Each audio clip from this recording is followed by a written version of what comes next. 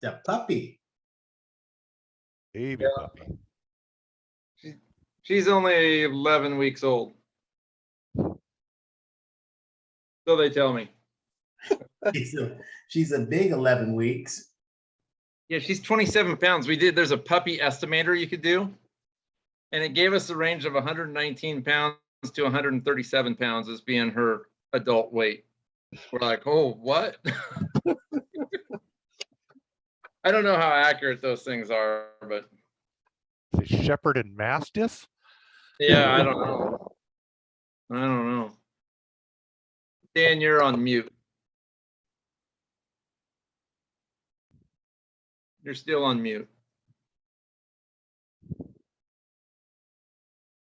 That's why I like my 11-pound dog. There's not a lot to clean up after an 11-pound dog. Who are we missing other than Guy? Is it Jamal? Jamal? Anybody heard from Jamal? Does he know he's supposed to be here? He knows he's supposed to be here because he's been on before. Yeah. Actually, he did bounce in late to the 2 meetings ago, didn't he?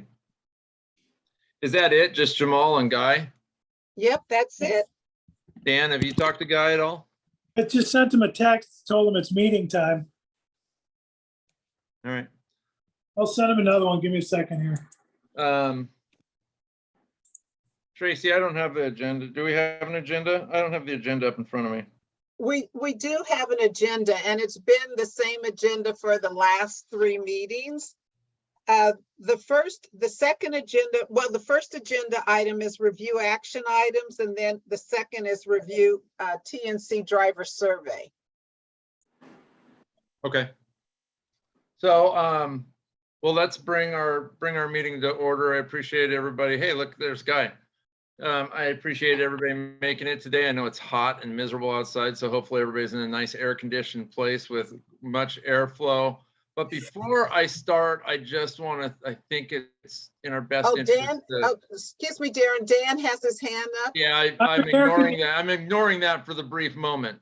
So Oh, I think okay. before we start, I think it's the group's best interest to tell Dan Mark happy birthday, since it was his birthday less than like 14 hours ago or something like that. So there you go. Now, Dan, Happy did you have? birthday.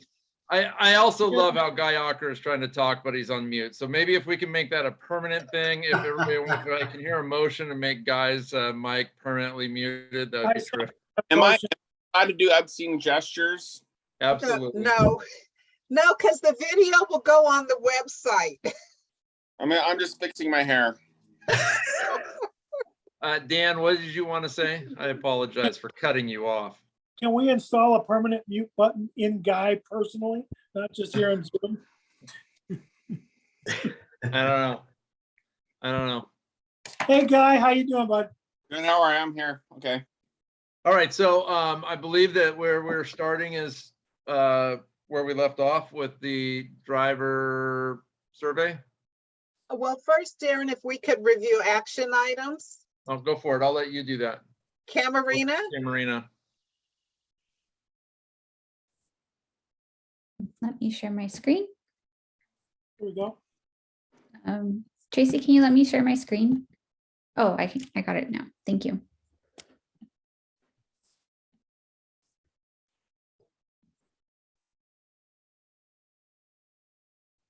All right, everyone can view that.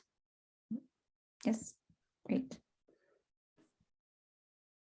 So action item 9 from our last meeting was the subcommittee will produce draft language for communication, inviting writers to attend committees to give public comment. We didn't have somebody leading that. I asked Phil if he would want to lead that, but I didn't hear back from you, Phil. So that is an action item that's still pending. So my apologies. I just saw that invitation earlier today. So I responded not long ago, but in a nutshell, I thought Mark was going to be researching what language was going to be allowed and not allowed. So I thought Mark was working on that. I'd be happy to review it. I think Not necessarily to come up with it.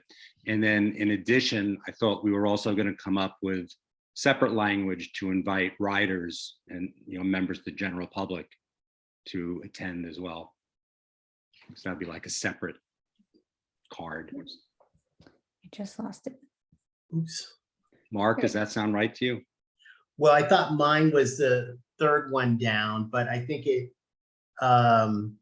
so I remember right after the meeting, Tracy got to the bylaws before I did. And I think that her response was that members of the public could not be a part of this committee. I think, if No, I can they- interrupt real they quick, Mark, I can. think Oh, I they think- can. they can, but I don't think that this is what he's talking about. I think he's Oh. trying to recruit more activity from Oh, riders oh. as well as drivers to just be able to, I don't know, audit and see what's going on. But what you were talking about was Tracy did figure out that yes, members that are not members of the main committees can become members of the subcommittees. But they couldn't vote. Is that right? Yeah, they couldn't vote, but they They could could vote. input. Oh, I stand corrected. Yeah, I thought that item 1 was, I got that confused with recruiting drivers to show up at the meetings that are every other month. Well, and with that, I believe that what that wasn't that putting language on a card to be able to hand out to people that you see out and about on the streets? And I think in that regard, Mark was going to go back and see exactly what language Keybot would allow to be on that card. Does that sound familiar, Mark? No. My recollection is that the process that Mark explained was that the committee would need to come up with language and then it would be reviewed by the PBOT communication team and then Okay. approved. So the language needs to be created first. Somebody needs to take the lead on that. I'm fine with, I can do that. Okay, thanks, Darren.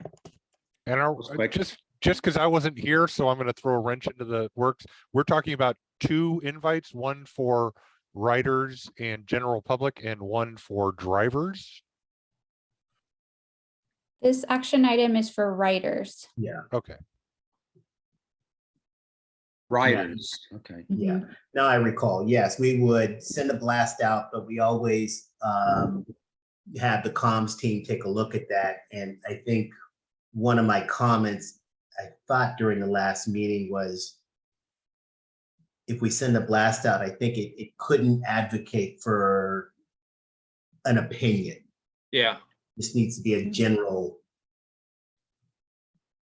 the general know what's going on in your industry, come take part. yeah. type thing. Or provide opinions or feedback to your, right? Correct. Something like that. All right, is that the first one? We can go to 2? That's the first one, yes. Action item 10 is that Darren was going to respond to Bill's email, which Darren did. Action item 11 was the one that Mark mentioned earlier. Tracy looked into the bylaws and determined that committee members of the public can join this meeting, but they are not allowed to vote. And the last item was we would keep the agenda the same as today.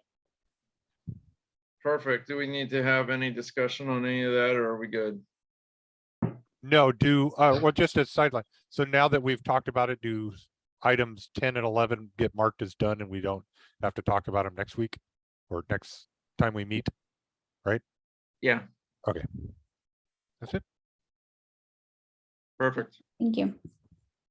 Okay, so then now, Tracy, if I'm correct, we can go to the ongoing conversation in regards to the driver survey, and there's been a lot of changes, especially provided by Phil.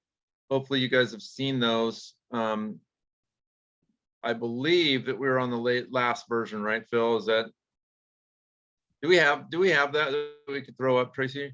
Or Cameron? I don't have that copy. Was Phil, was that something you sent in an email? Yes, Okay, let me look for that and I'll, Separate from the one that's in the agenda or attached to the email, is it different?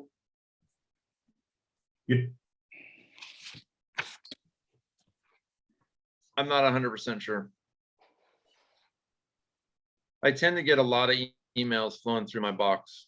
Oh, you and me both. So he sent it on August 5th The attachment is a Word doc and it says 15 question survey 080522.1. Got it. So if anybody's looking through Outlook, that's where it's at. You're on mute, Tracy.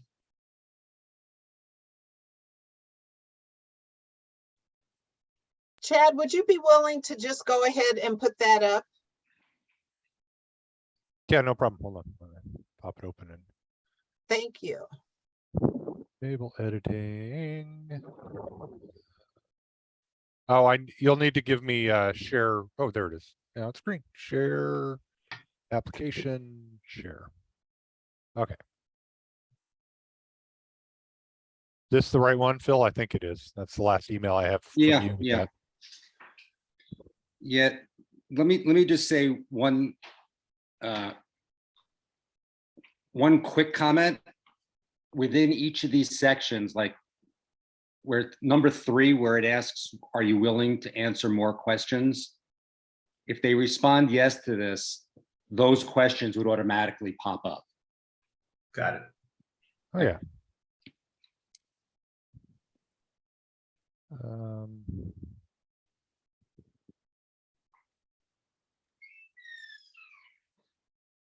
So do we need me to read through this or? Chad, why don't you? Okay. Because So you this is from- volunteered. Yeah, great. You're not Navy, never again volunteer yourself. So 15 questions. I like that it's a much shorter. I haven't had a chance to really review this. So TNC driver feedback survey regarding transparency of the calculations of riders' fare, driver compensation, and fare distribution to the TNCs, drivers, and other third parties, and the fairness of driver compensation and fare distribution. I think when that goes out, that'll probably have to be shrunk down. It sounds a little Well, redundant. I don't there know. are basic, yeah, you can change the way it's worded, but there are basically 5 things we're researching, and it's each of the sections below. So you'll Okay. see transportation of rider fare calculations, transportation or transparency of driver compensation calculations, transparency of the distribution of fares, and so on. So it lists the 5 things. There are 5 sections. Each of the 5 sections has 3 questions, which are really 2 questions plus, would you like to answer more questions? Right. Okay.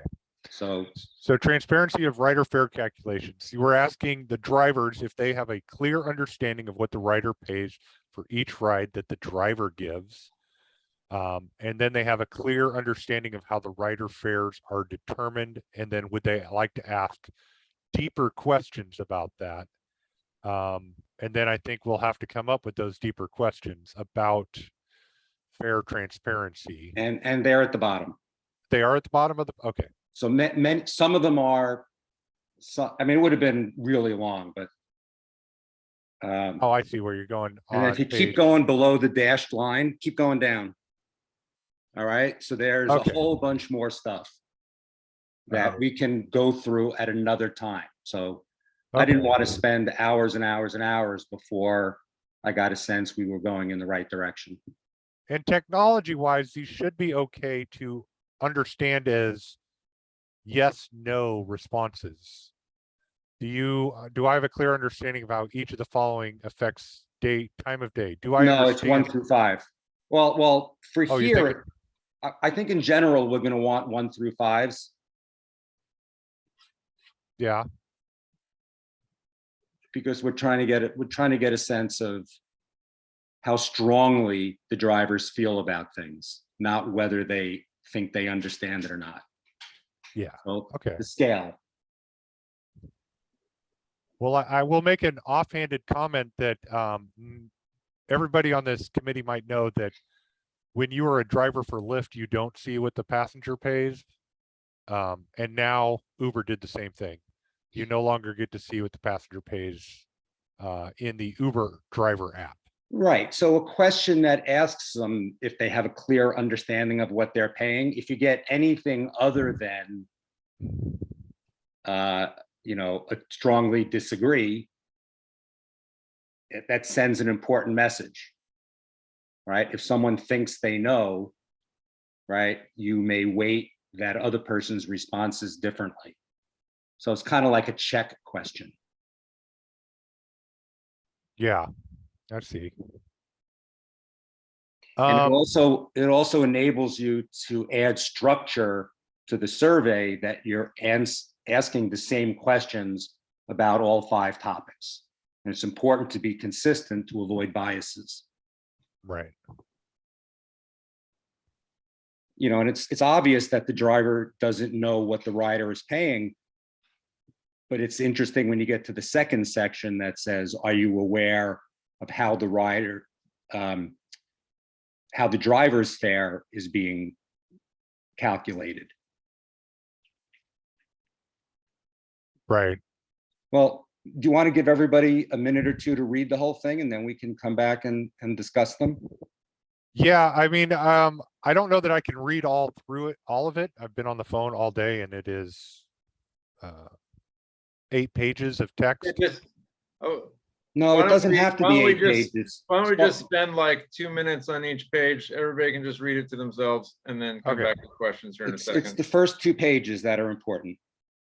All right, so here is the first set of questions. If you read 1 through 15, that'll be great. Okay. So I will jump ahead then and read through 1 through 15. I've read 1, 2, and 3 already. Then going on to question 4, that's the transparency of the driver compensation. We're asking the drivers, do they have a clear understanding of what the driver compensation is for each ride given? And do they have a clear understanding of how driver compensation is determined? And would they, we once again, it's that 6-1, that third one, like Phil said, is always going to be, do you want to answer more questions? And then have it pop up those deeper questions. And then, so transparency of distribution of fares. We're asking the drivers if they have a clear understanding of the percentage of each rider's fare that is divided between the TNC, the driver, and any third parties. About that when we get to it. And they have a clear understanding of what the factors are that affects how the fare is split between the TNC, the driver, and any third parties. Then we ask about fairness. Do they feel that they are fairly compensated for each ride that they give, and that they receive? Then we ask them, do we think they got a fair percentage of the revenue collected from each ride by the TNC? And would they be willing to talk more about it? And then any additional feedback, they're willing to participate in further surveys and any joining, say, an in-person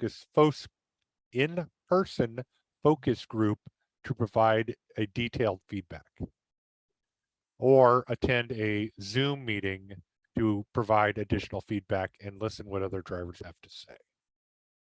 And I think if we can just discuss up through 15 this time, I think that'll greatly affect what follows. So if you want to read the other stuff later, that'd be great. Have you added the additional questions? If they say yes, I'll answer additional questions. Do we know? Well, I started to list them below. So that's the additional opt-in questions for each section above. Okay, gotcha. And then we can be as detailed or not, but that's going to be a much longer conversation. And I imagine, there'll be some nice discussion. I tried to brainstorm at this point and put in as many things as I could, knowing full well that, Well, I come back to my comment is the distribution of fares, because Uber and Lyft have both broken that percentage now. And it's been since I've been writing that the percentages have long been gone. Like, you can say, I only got 60% of a ride, but what they charge the passenger and what we make as drivers have nothing to do with each other according to their rules and regulation, their terms of services, since probably 2018. So I worry that percentages leads in a bias just because, Well, so you know that, and I know that, and some members of this committee may know that. But again, the purpose of the survey is to find out what drivers think they know. Is percentages the problematic word, Chad? well, no, I think I don't know that it's problematic. It's kind of the idea behind it is, do we then ask maybe 7, do you have a clear understanding of how, TNC company charges passengers to what they pass on to the drivers? This question is intended to see if what percentage of drivers or how many drivers know that what was originally split 80-20 at one point and then 70-30 and then 60-40 is no longer being done. This is a question that will help determine how informed the drivers are about how the fares for each ride are distributed. Right. Okay, But I it- see. I definitely see that. Would it, And yeah, I just had a comment. We're talking about number 7 specifically, right? Yes. Would it be fair or better to say something like, I have a clear understanding how the drivers or how the fare the rider pays is divided and distributed to the driver, the TNC, or any other third parties, for example, city tax, blah, blah, blah, blah, blah, blah. Yep. Would it, I mean, well, wording it- you're proposing a couple of things. You're changing third parties to make it more complicated, right? And then you're also saying changing percentages to how it's divided. Yeah, which is just kind of the same way. I guess that would make Mark's thought of, if I can speak for Mark, is that percentages could be problematic because we should, good Lord, it sounds bad, but I think we should all rideshare drivers know that they don't do percentages anymore. Well, you think that you're making an assumption. That's kind of what we're sending out the survey for. Yeah, Yeah, Well, but to Mark's point too, with the ride fee and all that ends up being a fluctuating percentage because it's a set amount of 50 cents or whatever those amounts are. So if you have a $65 ride, the percentage is different on a 50-cent fee under that third party thing. right. So the word percentages is ever changing based on the ride you're giving. So I understand, I get where Chad's coming from. I honestly, in my opinion, I don't think it's that big of a deal. Yeah. But yeah, because I just wonder, the amount that goes to the third parties varies between picking up downtown or at the Hillsborough Airport or the Portland Airport. Okay, Or the how about truck this? Excluding third-party fees. I have a clear understanding of the percentages of each rider's fare that is divided between the TNC and the driver. Yeah. What about portion instead of percentage? I mean, I don't have a strong, yeah, that's fine. Yeah, is when I read it, and you say the word percentage, and it's entirely up to this committee, but as I read it, it almost implies that I should be looking for a percentage that doesn't exist, but just by stating it, it almost implies, oh, there's a percentage? Oh, I didn't think there was, and so to me, I think it would confuse a few drivers. I think they'll be looking for a percentage. And I understand what you're trying to do. You're trying to figure out, well, do you even know? Right? So you have to sort of understand that you can't have questions that are completely not leading in one direction, that no one should be having a clear understanding of this question, right? Because we don't know. If you don't know what the rider is paying, you have no idea if you're being paid fairly, right? Or if you're getting a fair distribution. So that's why I don't think percentage is really misleading. I would say if it's not a big deal, I would say we we just changed it to portion and That's fine. I don't feel strongly. Yeah, because I mean, I'm looking at how I would answer that question. I'd be like, what percentage? Well, I don't get a percentage. Question 4, I would answer yes, because I do have a clear understanding of how my time and mileage is compensated depending on the type of ride I get. I can't remember exactly what it is, but it's like 70 cents a mile and 24 cents a minute for X, and XL is like $1.07 a mile and 30 cents a minute. But so that I understand as a driver, I get that I just would say that, yeah, if we change percentage to portion, because I think as I read that, I would go, well, I'm not paid by a percentage. I would confuse myself. I'm okay with portion. And do you want to exclude the third parties? Do you want to put that in I parentheses? don't think that matters if you get rid of percentages, and I think Okay. it's an important part of the conversation, I believe. Okay. And I'll tell you why, early on, when Uber introduced the safe ride fee of $1, a great number of the riders thought that that was a city mandated fee. And nobody knew that that was just a kind of a fluff addition that Uber threw in there. I don't know. I don't think they have that anymore, do they? That little safe ride fee of $1 or whatever it was. I don't remember it. You remember that, Dan? You're muted. Safe ride fee was $1, and there was another booking fee or something that I think was $2. Or $2.50. So it was like $4 total with the 50 cents that went to Peabody for Multnomah, for Portland rides. Yeah, so if you looked at that as a driver, just the way some of that stuff was worded, it made it seem like it was mandated by regulation, even though it wasn't for the most part. And 20% was what they took. But that was, and all those percentages are gone now. Yeah. And 20% of the surge price also. And the way that they reported the surge was not in a dollar figure, but it was in a multiplier. So that it would be 2 times the normal fare, 3 times the normal fare, and I think it was capped in the Portland market at 5.5 times the normal fare. And that's And then- for Uber, right? Now, yeah, it's for Uber, yeah. And then you Lifted got, it with parentheses, with lifted percentages over the base rate. Where'd and that then go? you got 20% of all of that.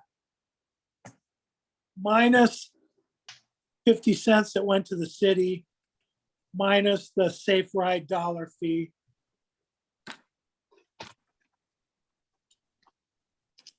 All right.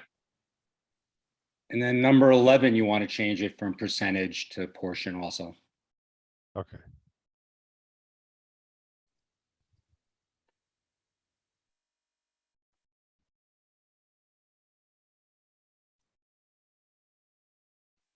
Okay.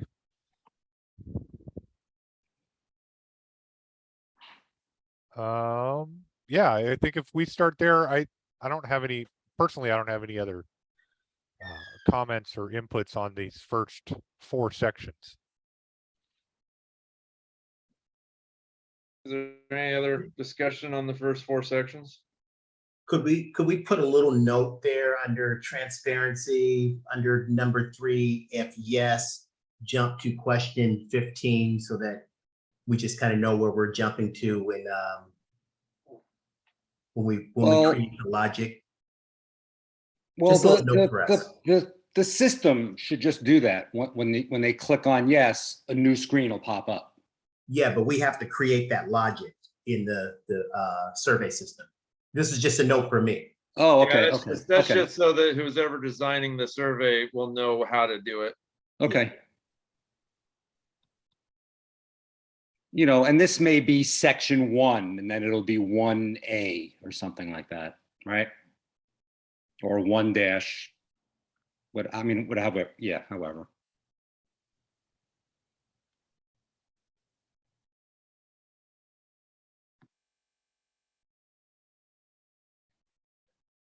There we go. Okay.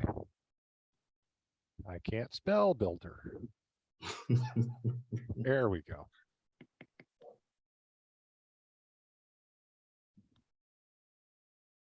And then we'd do the same thing for the rest of them as tell. Yeah, we have to build. I remember looking with Darren at the original survey as it was built out, and there was all of this logic written in the part that the drivers never saw, that on the back end told the person who built the survey what each, so you'd have to tell the survey creator what to put as the allowable responses for question 1, allowable responses for question 2, and if anything was odd or changed, or one of these, would you like to ask more questions, where to jump them to in the data flow. And Gabby's in the room and she's taking all this in. Perfect.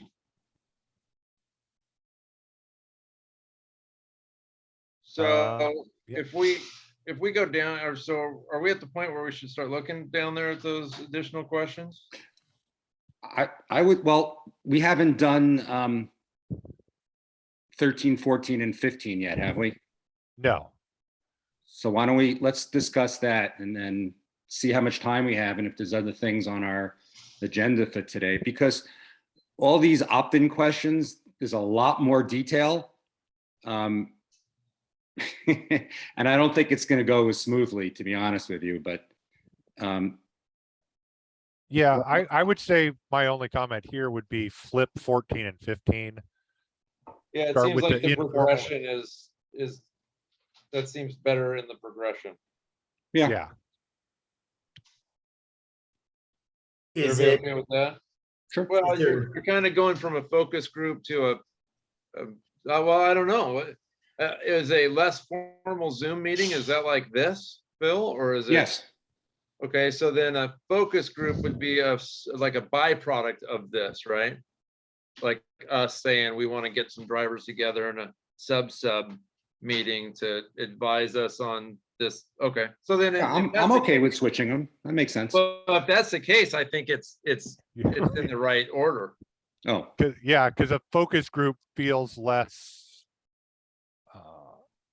not invasive's not the word, official than even a less formal Zoom meeting. Like a focus group just sounds, Well, and I would a focus change- I group would is get rid of formal. those That's last- like you're in a room together with a leader who's asking specific questions. A focus group is definitely yeah. more of a I see. time commitment and formal, and sometimes we even provide, an incentive for them to attend, whatever that may be. so is that an option or is the intent to have both and then to ask which ones or would you be willing to attend both? or No, one? they're separate questions. A person may be willing to do both.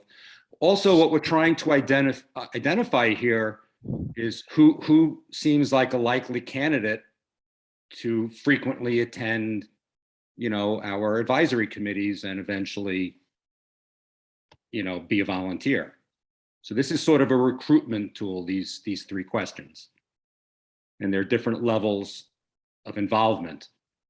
So in here, if they click on something here, then you could say, did you know that the TNC Drivers Committee meets every other month and there's a subcommittee and all that?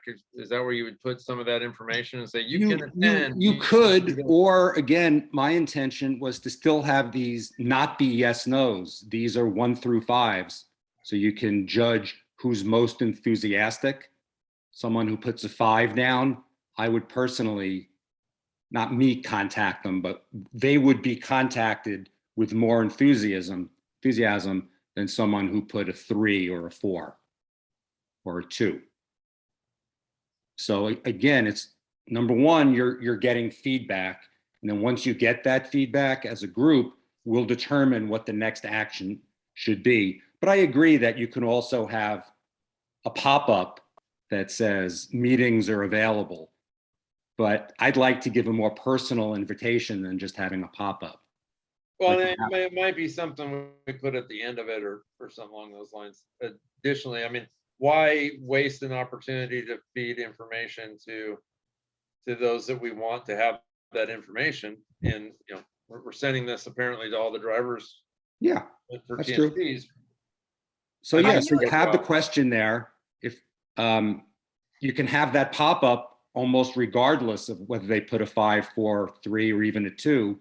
Well, that's what I'm thinking. Maybe we just put it at the bottom of a kind of a, hey, did you know, and have a little informational box that talks about ways to get involved in things that are happening now already that affect their livelihood. In addition, you're saying in addition, not instead of those 3 questions, correct? Yeah, have like a standard box at the bottom. So a question I have is, if you're asking for people to provide their name and contact information, do you think there's an issue? This survey then becomes no longer confidential. I haven't really thought about whether it's a confidential survey or not. I didn't ask for their name anywhere. But But then if- how do you know who you're going to? Yeah, Request. eventually. Well, okay, then if they say they're interested, then you'd have a question that comes up that says, how would you like to be contacted? That could work. Can I just make a on the confidentiality? I think a lot of people are afraid of okay, I think they would be afraid to fill out this survey if it was not confidential, because they would feel like they would be retaliated. You know, Uber and Lyft would retaliate against them. And the reason I'm saying this is that my regular employer at the airline, we have a once-a-year survey, and they an employee survey, and they purposely say this is a confidential confidential survey. So I think it should be Optional. So I think there's a way to do that where you can say this is a confidential survey, and then at the bottom say, you know, if you want to get more involved, click this link, and it will not attach the answers of your survey to your name in any way. And therefore, there you have complete anonymity on how they answer the questions, but you have a route for them to get more involved that they like. That takes them, you know, just takes them to another page altogether. So it's away from the survey. Would that work? Darren, I think it depends if the survey has if Mark, are you using SurveyMonkey? Yeah, we're going to use SurveyMonkey, but I was just trying to think about this as you guys, and I actually just sent an email to my attorney. What we would normally suggest is that we at least collect an email address, but what Darren is proposing also works. You know, you can totally separate your contact information from their actual survey. But I think that we might be able to protect the email addresses. And we would want to do it this way anyway, because that gives us a way to filter out non-drivers that aren't in our database. So if somebody gets in there and just starts willy-nilly, we could filter those out of the survey as like, well, this is not even a driver, at least under that email address, if we chose to. Yeah, I Well- think you have to ferry it out. You have to filter it out, because if you don't, it will probably get clogged with fake information. Yeah, and we don't want anyone to argue, well, one driver could have gone in and filled it out 45 times, right? Well, if Right. it's every survey response has a unique email address that matches our database, we could argue that was not the case. Those were not counted if they didn't match our database.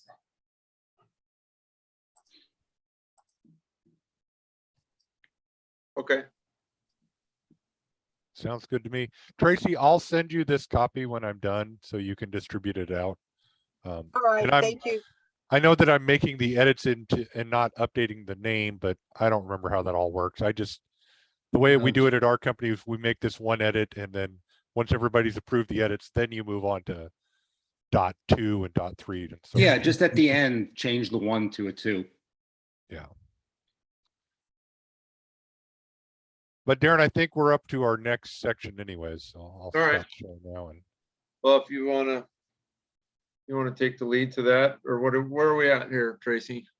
The next agenda is new Washington labor protections for rideshare drivers. There's an article. And that article was sent in the meeting invite. So if you go to your meeting invite, it's there. Okay. Was this something that Mark was going to discuss? Darren, your name is by it as the lead presenter. Yeah. Really? Darren, your Really? name. I can tell you what I know about it. Is that in the meet? I don't see. I don't see it either. it's on the meeting invite in Outlook. There's a bunch of Oh, PDFs. yeah, here we go. I got it. It's not Which one Uber. is it? I'll try to pull it up here. I'm just going back to, No, not the Uber tax summary. There's a survey, and then you got a Lyft tax summary. No. maybe it's PDF. not, Yeah, it's not in here.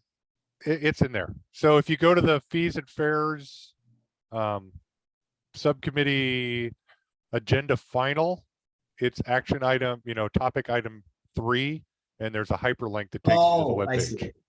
I see it.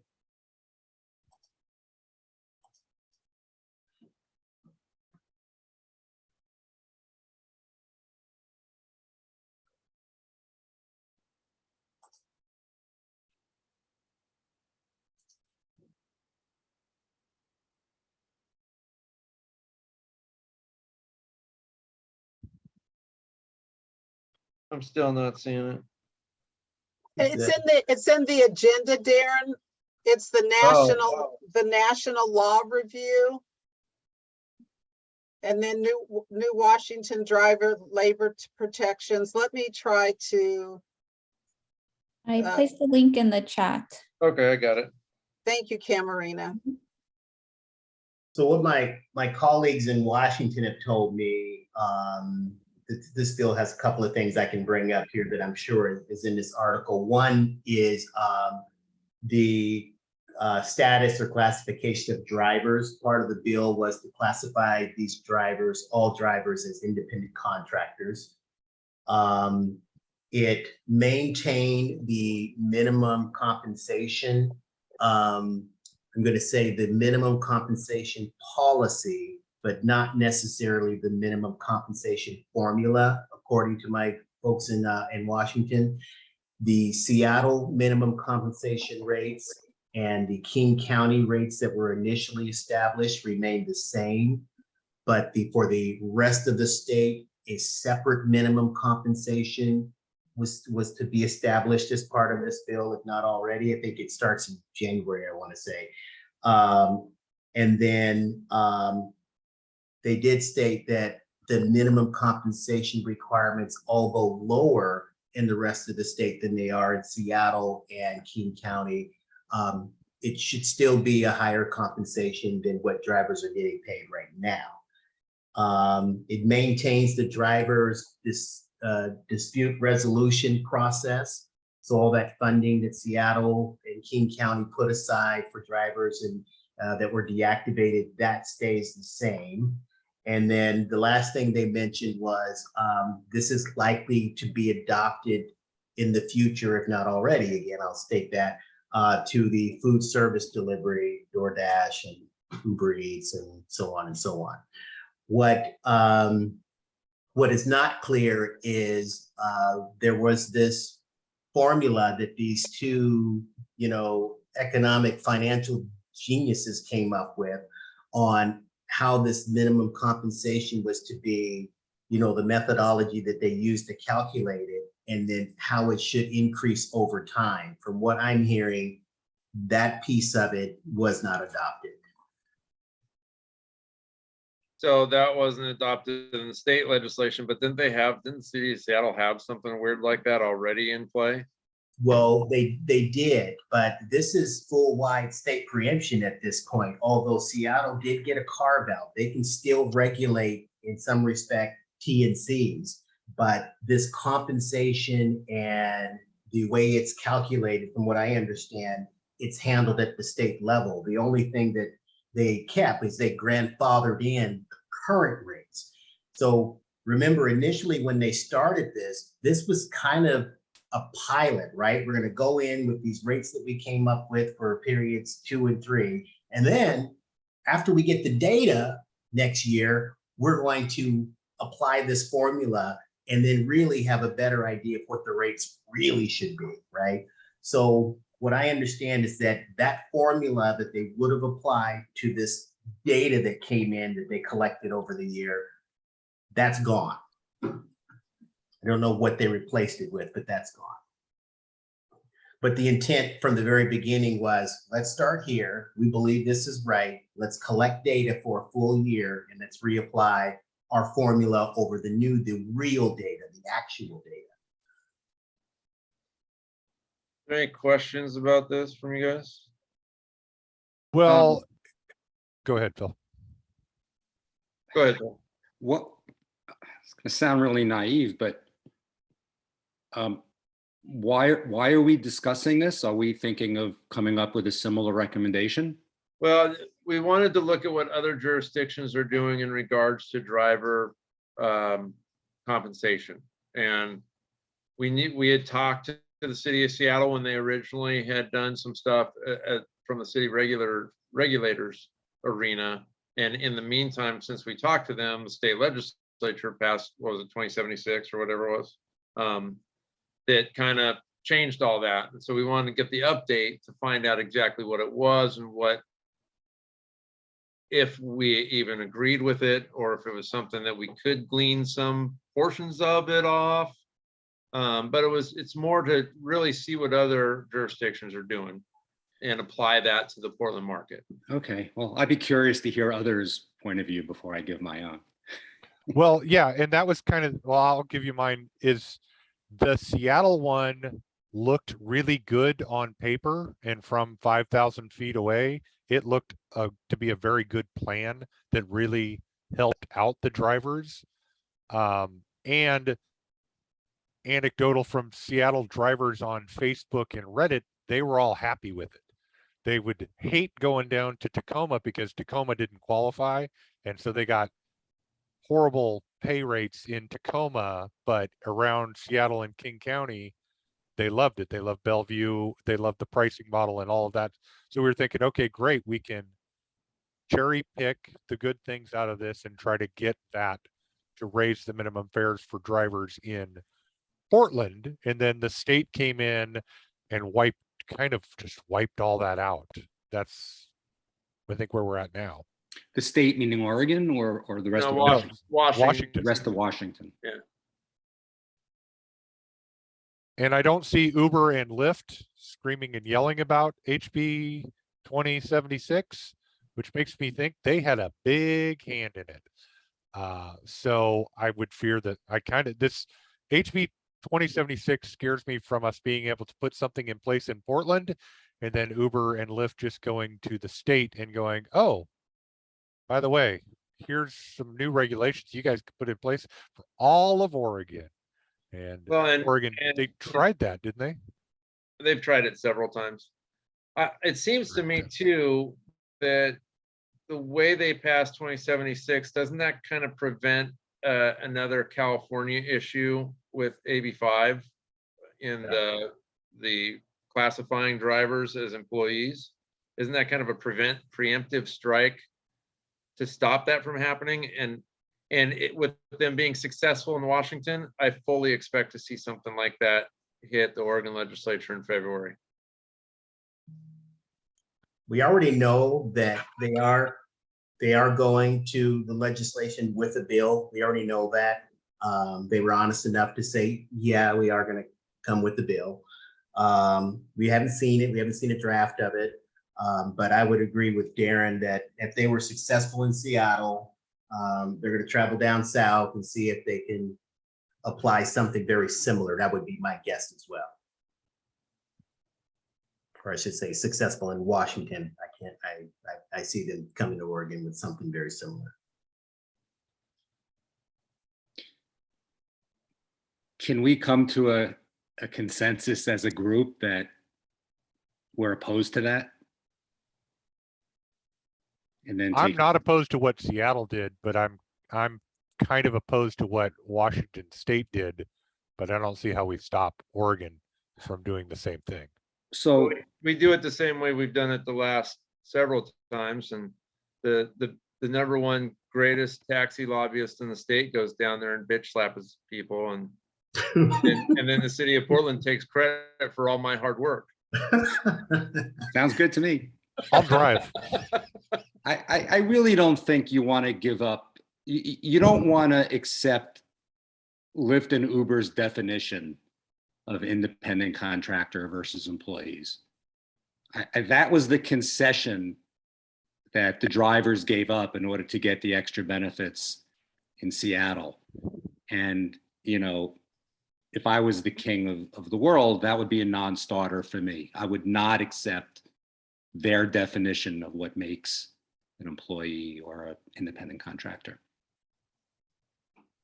Well, and I think you get into dangerous grounds when you allow the state legislature to kind of make those concessions when they're improving somebody's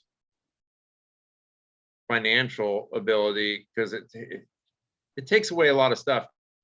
Here's the big difference between Oregon and Washington. In Oregon, there is a ton of pro-labor legislators in control of the House of Representatives and the state Senate, and they do not like any of the independent contractor stuff. I mean, I've gone battles with them in the past. So it's going to be a hard pull for them to pass this stuff. But what my bigger concern is, when they go to some sort of statewide model of regulatory framework, which is what they've tried to do in the past, and they say things like, well, if I take somebody to the coast and there's nobody to pick them up after, well, that's going to be the case anyway, because if Guy Ocker gets a ride out of Portland to the coast, he's not going to sit down there for 8 hours and wait. And the chances of there being Uber drivers down there already is not going to change, because the state mandate, regardless, Guy, of your testimony in the state legislature a couple of years ago, which I yelled bullshit from the hall down the road. But that's just the case. Those are the type of arguments they use for statewide regulation. And then what you end up having is the city of Portland saying, whoa, we've been doing this for years. We do a pretty good job of it. You got to have a carve out for us. And Eugene does the same thing. And then you have this blanket effect across the state that doesn't really change anything, other than it benefits Uber and Lyft. Here's what I think. I think statewide regulation, there's a lot of good parts to it, and then there's not some very good parts to it. And I mean, I'll be honest, I think where I stand is, I think having statewide regulation has more good parts than bad parts.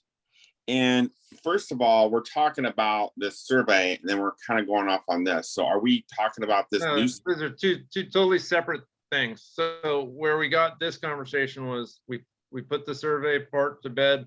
We started our conversation based on the House Bill 2076 from Washington. I see. Okay.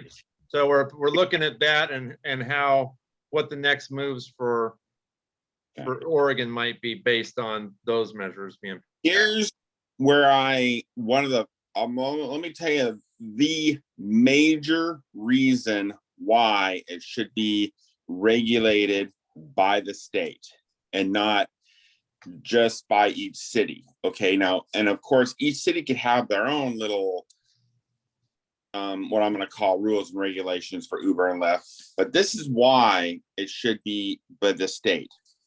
We have in this state some fly-by-night operators who are running their own little Uber and Lyft businesses in, well, they're doing it in my county, Columbia County, right outside of Portland. Okay. And I've been a huge, and they even have their own Facebook page of this. And, you know, you see stuff on the Facebook page like, hey, I need a ride to Portland. Is there anyone available? Yeah, I'll come pick you up, man. $30 cash. Okay. Well, on this Facebook page, I've said, wait a minute. How do you know? Well, first of all, when you get a ride from someone like that, you have no idea who they are. You have no idea what their background is. They could be a wanted criminal. Number two, you have no idea if they have insurance. Okay. And if they do have insurance and their insurance learns that, let's say there was a crash there, learns that they were running this little rideshare business, they could be denied. They could be, the claim could be denied, and that's going to be a huge legal can of worms. Okay.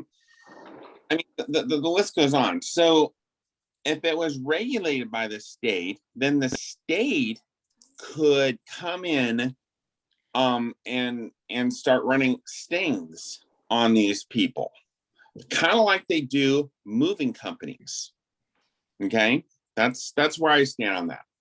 So if I could just throw a small dose of reality in, one, if the state were to regulate it, most likely it would either fall under Business and Consumer Affairs or it would fall under ODOT, neither of which have ever regulated anything such as that. And I've talked to both, and neither one of them want to, Guy. What's that? Neither one of them want to regulate it. So, and to open a whole new arm of a jurisdiction, what would happen is you would pass all these rules to regulate, and you would end up having zero regulators to regulate. It'd be, I'll give you an example. Hillsborough requires wheelchair vans to be permitted in Hillsborough. They take the money, they give you a sticker, but they do not enforce anything. Once they do that, then they do nothing because there's no enforcement arm of that. Not like City of Portland has that enforcement arm of the Bureau to regulate, to make sure people are doing the right thing. So if you don't have that, what do? You pass it off onto local police, and trust me, the local police aren't going to do anything. So you're basically regulating something that you can't enforce, and everybody just goes on about their business doing the same stuff anyway. And that's just, I hate to say that, but that's the reality of the situation. And the only way you get away from that, Guy, is to jack up the permits to the little guy who's just trying to drive people from A to B so high that it pays for a program to regulate and pay for that enforcement. They did the same, I believe they did the same thing with moving companies when they, whenever they started regulating moving companies, there's no enforcement. Well, now there's enforcement on these guys because there's a big problem with fly-by-night Craigslist ad moving companies out there. And they enforce this. At least it's a step. So you say that, okay, so let's say they did pass the law, okay? And it's through the state. Well, there may not be enforcement now, but you know what? Here in, 5 years after the case, maybe there could be enforcement, kind of like when moving companies first started. Maybe there probably wasn't enforcement. Could be enforcement. What's that? I said could be enforcement. Yeah, There could be enforcement. See, there could be enforcement, and there needs to be enforcement. This is a major problem, you guys, in our state and in Portland. Mr. Williams? I just would state that if you look at the across the country, and we have colleagues in every major city, we have a conversation on the phone with a group of people, regulators across the city, and it's really the same story. they regulate the taxi companies, they regulate the limousine companies, but because they're preempted by state, and the state, for whatever reason, through the authority under the, the utilities or under the Forest Service or under, some other organization, they just become a permitting body. Uber and Lyft says, hey, these drivers are good to drive, okay? And they just say, great, thumbs up, and charge them a small fee, and then the drivers are off and running. And so if you look at the history of the states that have preemption long before Washington, in those states, there are still no regulations of TNCs. There's no one out there checking the cars, checking the drivers. There's no one out there doing that. And it puts these regulators in the cities that regulate the rest of the for-hire industry in a really bad spot, because you got a TNC driver that is probably, doing something or maybe not be operating legally, but there's nothing they can do about it. But they can go ahead and check out the credentials on this taxi driver. Portland has been in this business for over 100 years, right? Regulating for-hire transportation in some way, shape, or form, from horse-drawn carriages all the way to brew cycles and tour buses and things like that. We actually have boots on the ground that go out there, and you may have encountered them. Some people in this room may have encountered that. They go out there and actually do some form of regulations. We check those people out. And then the stuff that goes on behind the scenes that you don't see is that, we might make contact with Chad on the road today, but tomorrow we might be running his background check to see if he's still good, right? To be out there for the rest of the year. And go ahead. I'm sorry for interrupting. Go I was ahead. just going to say, I don't think, just based on history, that you're going to see a state provide that level of regulatory framework and enforcement if they preempt the states from regulating the TNCs, or preempt the cities from regulating TNCs. Well, it'd be a start, because I'm telling you now, if and when something like this does get passed in Oregon, then I am going to lobby the governor's office with letters saying it's time to enforce these idiots who are illegally operating. I know one lady in St. Helens that's doing it. And it's time we start enforcing this and sending a message. So, I mean, I'm gonna make one comment and then one actually, I'll make a suggestion to you first, Guy. If you know somebody that's going out, giving people rides without the proper insurance and all that, you live in a small community, go talk to the police chief in St. Helens. I'll give you their number. They can enforce things like not being properly insured, and they can target those people and get them off the road. But I guarantee you there's a Guy Ocker in just about every state that's already had preemptive statewide regulatory framework passed. You know what? And to Mark's point, it's not happening. You know what? We've gone on. This is gone all about. Mark, let me kind of tell you. I think, okay, so let me ask you. Oh, good, you got security there. That's good. Out there, your dog Not to kick you out, Guy. Me, Mark, I have a question for you. Okay, I have a question. So let's say, okay, so I'm a Lyft driver. Okay.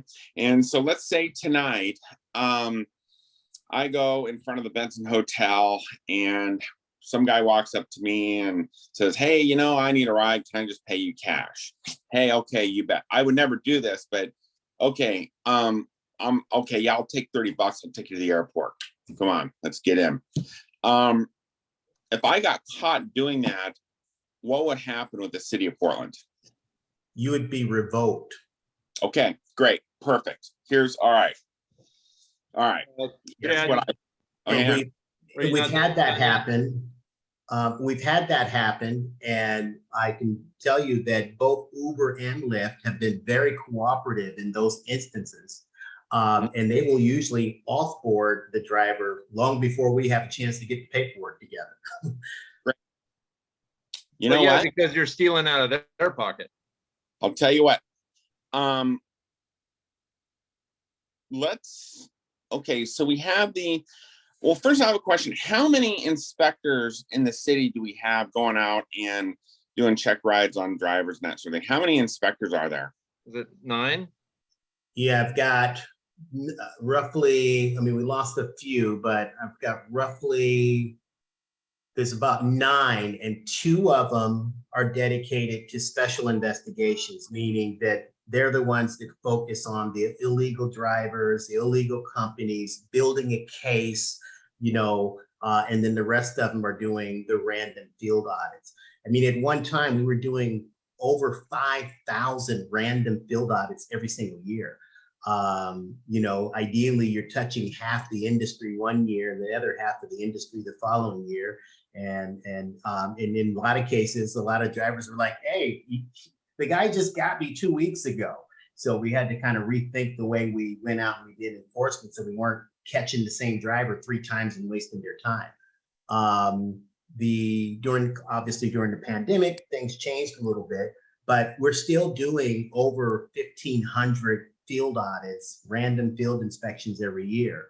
But we also run a number of compliance audits, which is not out in the field. We just pull random drivers and we send them an email and say, hey, you're subject to background check and a DMV record check, just to make sure that they're still in compliance. And going forward, I can tell you, Guy, hopefully within the next 3 months, we're going to switch over and do exactly what Uber and Lyft are doing, which is real-time DMV and criminal monitoring for the entire industry, so that all the drivers are being treated fairly and inspected fairly. All right, so before we finish this, Chad, you had a comment, you had your hand raised. Yeah, I'm off mute. So there are times when my wife goes to the casino. I would love to be able to drive at the beach.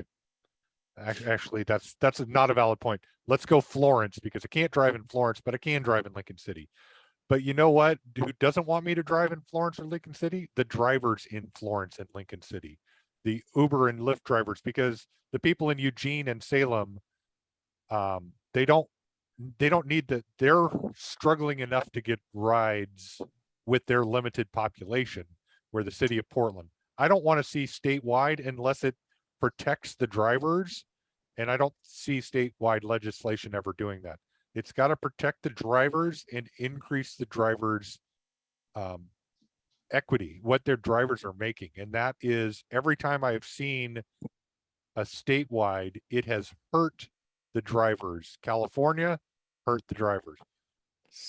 2076 looks to be not helping the drivers. I don't know that it's hurting yet, but Texas, Florida, someplace in New England, I can't remember. I think it's Massachusetts. Their statewide regulations are not helping drivers at all. And I'm here to help drivers. I don't want to help Uber and Lyft. I don't really care to help the state. I want to help the people around me, the drivers. That's where I was going. And with that being said, and Phil, to your original point, I think it's difficult for this committee to say yes or no based on the idea that there's going to be legislation brought to the state without knowing exactly what it says.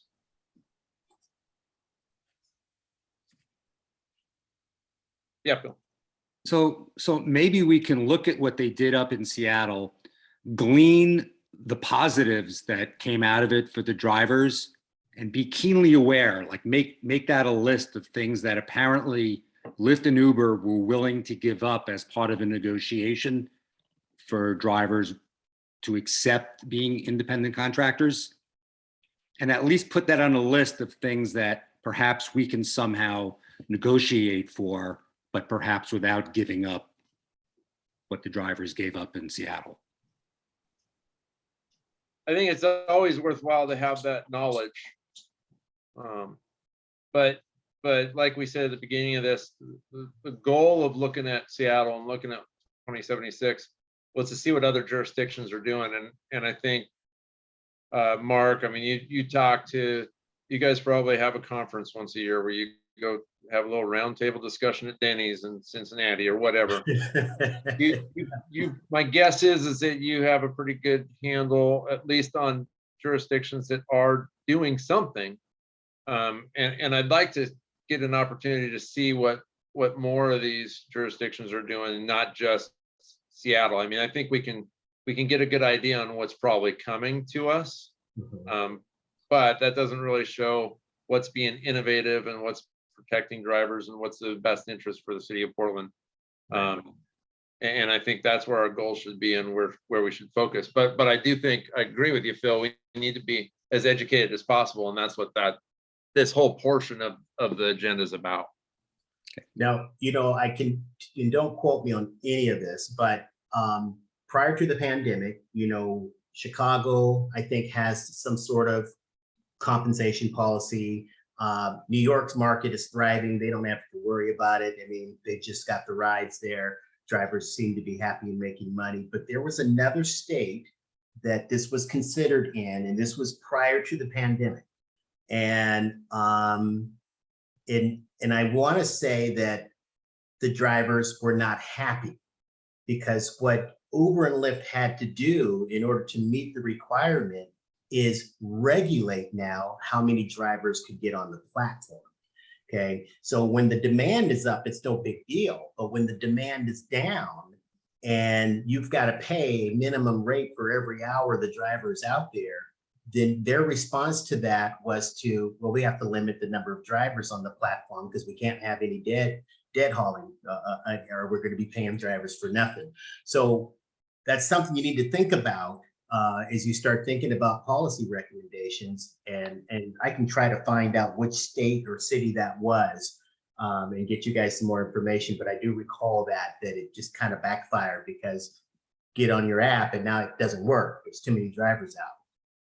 However, with the impact study that was supposed to be done years ago with the city of Portland, my guess is that lawmakers would look at that if it actually came to fruition and say, wow, we're pumping a lot of CO2 into our neighborhoods. We need to limit the number of drivers that are out there.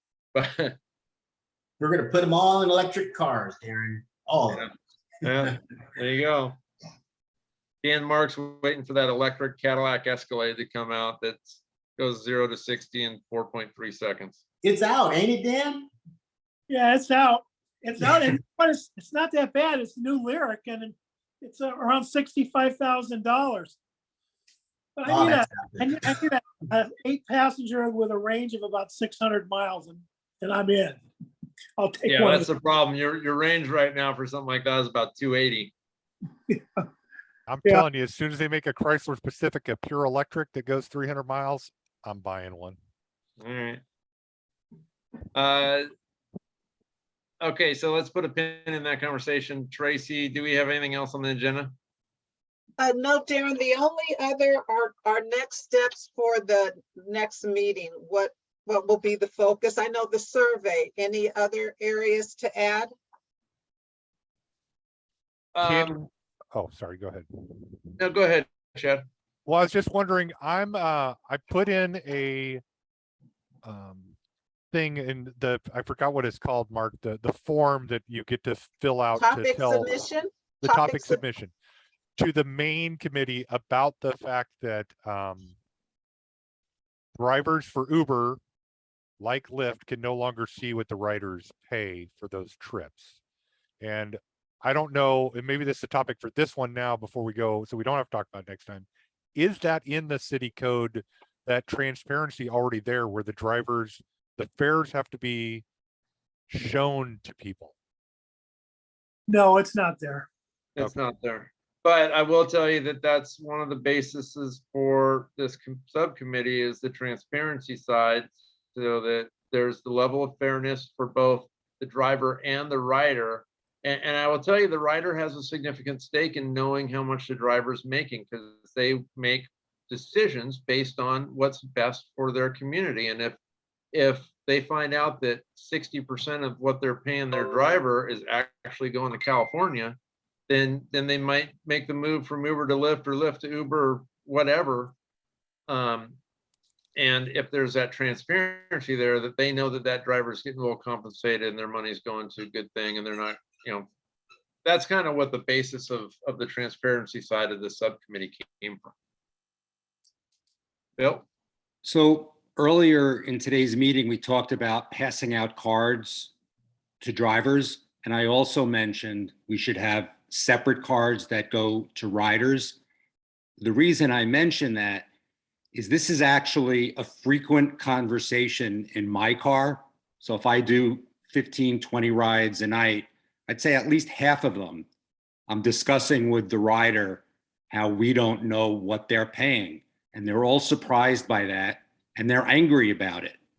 And if I had those cards, there is no doubt in my mind, I'd be able to get a whole bunch of riders to attend a Zoom meeting or sign something. They're horrified to hear this and they're sympathetic. Tracy, are the subcommittees, are they posted on the city website? Right, so Darren, the meeting documents and a video recording of this meeting summary are all posted to the website. And the proposed agenda is posted in advance so people can attend the meeting if they'd like? Right, Gabby So- posts all of that. So what, Phil, I'm gonna do the one for the driver. I'll also do one for other drivers. I'll also write one up for passengers. And I think we can put the link in there to the different meetings so that they can have a voice from the rider's perspective. And on the Private Hire Transportation Advisory Committee, we have people who represent the riding public, but that's more from anecdotal personal experience that they're representing the riding public. I don't think they ever really hear from the riding public. So it's not a bad idea to have that voice in the room anyway. Mark, I don't think there'd be any objections to having a link and all that on one of those cards, are there? No, I don't think so. I mean, it's, we want public input as part of these conversations. So, I mean, if we can figure out what language you want on these cards, okay, get it passed through comms, make sure everybody's okay with it. I'll have them printed. All right, I'll write those up and then have them. Why don't I do this? I'll write them up and pass them to you, Mark, because I don't think we need to bring those back to the next meeting. We can get them passed by comms and then bring them and present them to the committee. And Mark, is there, if it's as generic as I think the city wants them to be, is that something the city will pay for to have those available? That's what I'm banking on, Darren. I mean, I think we do this in-house, the expense would be minimal. So I'm hoping I don't get any pushback about covering the cost of these things. Okay. And I doubt you would have a ton of people riding up to Peabot trying to get cards. So I think it would be a handful of people like Chad and Phil and Guy and, et cetera. Yeah. Well, Chad, do you if I could want make your a- Chad, do you want your topic submission to be on the subcommittee's upcoming meeting agenda? Yeah, I think so. I think that'd be good. Okay, so Mark, can you generate his topic submission, please, and send that to me? I could do that in the next 5 minutes. All right, thank you. And Chad, then I did was you going to have make one a more thing? recommendation for that card.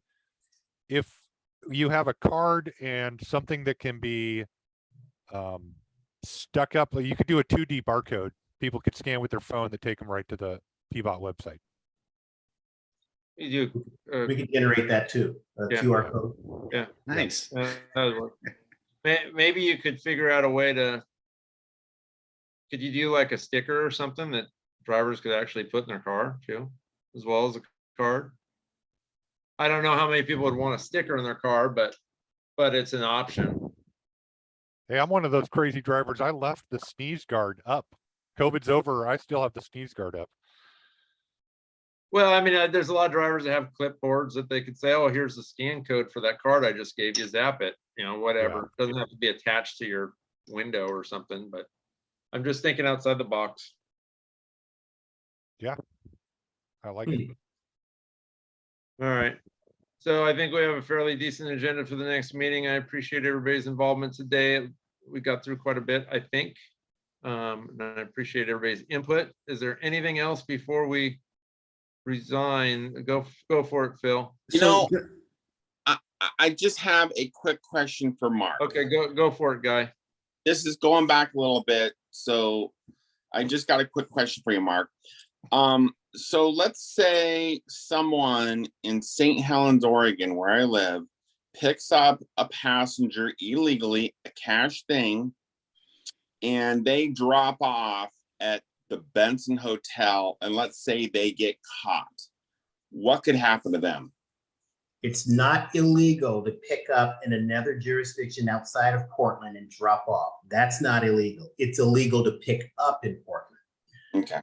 Okay. That's per city rules. Now, what is illegal, Guy, is to pick up somebody without the proper commercial insurance and those safeguards that are lined out in state law. But there's really nobody to enforce that except for law enforcement, and PBOT's not equipped to enforce that stuff because the ride's originating outside the city. I don't want to beat this because I know we have a timeline. Darren, I'll call you later. And actually, Mark, I'm gonna call you. I have some more questions because I don't want to go on till midnight about this. I don't want to get off task, so we'll discuss later. Phil, you had one more thing? Yeah, I was just gonna say, so at the bottom of that previous survey that we went over was like a rough draft of what I'll be presenting between now and our next meeting. So if the members of the committee want to get a preview, they could start looking at that. Over the next several days, I'll try to fill that in and complete it for each of those 5 sections. And the third one, of course, is transparency. So Chad, that should be of interest to you. And when Phil provides that to everybody, if you have feedback, don't feel like you necessarily have to wait until this meeting to have feedback. That can be a running conversation amongst the committee. And should we copy everybody on with the comments, like reply all? I think so. Does anybody have objection to that? Yeah, I think Darren, Chad sent me the survey today with the edits, and I'll send that after we get off the call. So I just want to make sure that we're watching the version control of all these different revisions. So what I would suggest, Tracy, is that one's the -2. So if Phil, if you can use that as your template for the additions for those additional questions, then we'll have control over what version we're on. So Does that then work? Phil's version would be 3, because I'm going to send out 2, and if Phil edits that, that becomes 3. Okay. Another option for the committee, I can put that up on a SharePoint site, and so it's kind of live data. Everybody edits it. It just stays. So I alive. would say with that being said, the version that we have right now, the committee's already agreed upon that writing. This is for the additional questions, not what's written now in the -2. Does that make sense, everybody? So Yes. so what Phil's going to do is add to what we've already decided we like, Which is Chad's version 0.2. the .2. And then I'll have proposals at the bottom below that dashed line. Okay, perfect. All right. I think we've got everything. I appreciate everybody's time, and y'all have a great rest of your Thursday afternoon. Everyone, folks. bye-bye. Bye. Thank you, everyone. Later.